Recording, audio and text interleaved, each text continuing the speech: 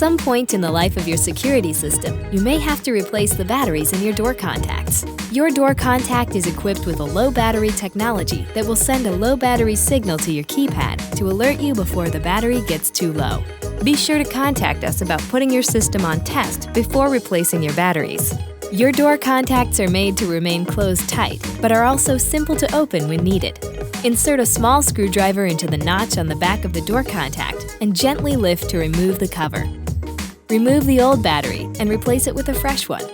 Be sure to insert the battery in the correct orientation. Snap the lid back on the door contact and perform a sensor reset at your keypad in order to clear the low battery message.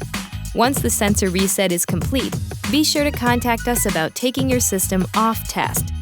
Door contacts use 3-volt lithium batteries CR123, which can be purchased at any electronics retailer or directly from us. Be sure to recycle your used lithium batteries in accordance with your state and local guidelines.